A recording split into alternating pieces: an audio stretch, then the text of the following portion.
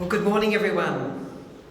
Robert Clark, Sam Equestrian, members of the Administrative Committee, my federal and state parliamentary colleagues, and members of the Victorian Division of the Great Liberal Party of Australia. It is my pleasure to be here today as your Regional Liberal Senator for Victoria and your patron senator for Bendigo, Corio, Corangamite, Gorton, the Mallee and the great electorate of Ballarat, one of the number of seats that we are determined will return to Liberal hands. It is my great honour today to introduce the 9th Liberal Treasurer of Australia, our party's 15th Deputy Leader, the Honourable Josh Frydenberg. Josh is a force to be reckoned with, like no other, unlike his beloved Carlton Football Club, of course. Under Josh's leadership here in Victoria and working hand in glove with the Prime Minister, he led the Summer Crusade, live from Stubling Reserve in Lorne, prosecuting our policies, warning of the dangers of Labor's reckless plan to impose $387 billion of higher taxes on Australians, condemning Labor's taxes on retirees, housing, investment, electricity, fighting every single moment of every single day the bill Australia could not afford, and condemning Labor's fantasy costings, such as what price is your children's future? Which is what we heard from Bill Shorten when asked about the cost of Labor's energy policy. And most importantly of all, despite the polls, despite the foreboding, despite the arrogance of Labor, Josh Frydenberg never, ever, ever gave in. Over summer,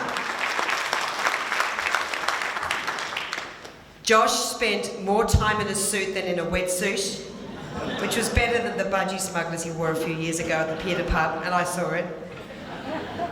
He was building our platform for victory every single day, inspiring all of us, including in Corangamite, where we also fought a massive campaign despite a shocking redistribution and where we also never gave in. Josh Frydenberg fought off a brutal $1 million campaign from the Greens, from Labor, from the Independents to win back Kooyong, a wonderful victory, like so many other wonderful victories that saw our government return on the 18th of May of this year. Ladies and gentlemen, Josh may be the member for Kooyong, but he also understands regional Victoria.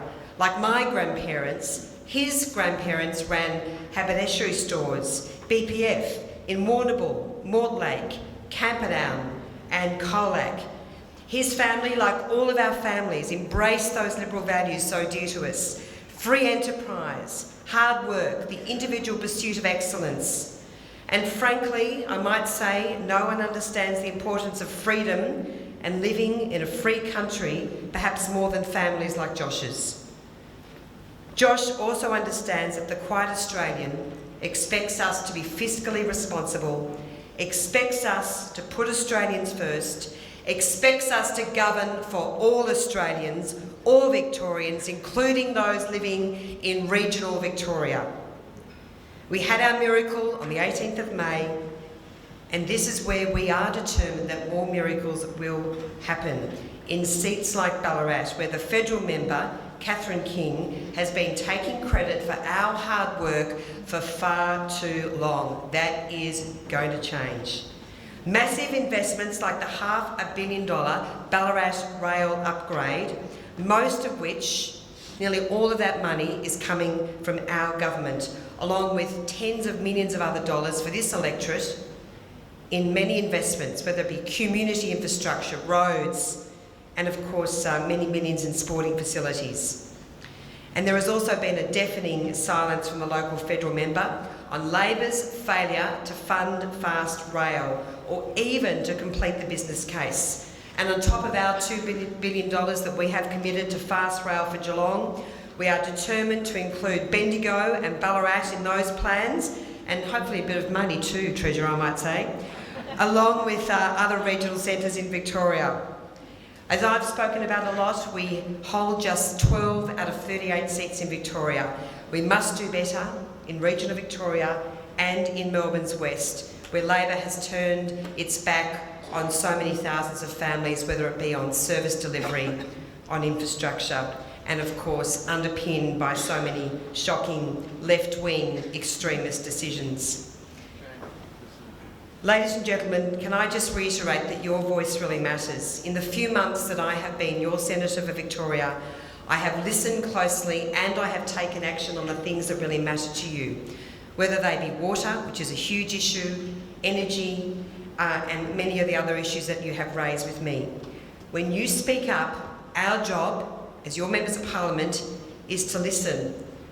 6 weeks ago, a Liberal Party member in the east of Melbourne raised an issue about looking after our breeding stock, of course in the context of water, and growing fodder. And I took that issue, along with some other members, to the Prime Minister's office, to the Treasurer's office, and as a result, we now have a $98 million investment in another 100 gigalitres of water. It's not everything, there is much more hard work to be done, but it is an example of when you speak up, it is our job to listen, and it is our job to take action. As I say, much more is required, and I really hope that as a result of the ACCC inquiry, we will see some major action in terms of our water market as well. But ladies and gentlemen, together we are determined to listen to you, to work together, and to lead the charge to build the Liberal Party's fortunes in Victoria. And at the helm will be our great Deputy Leader, Josh Frydenberg. Please welcome Josh Frydenberg.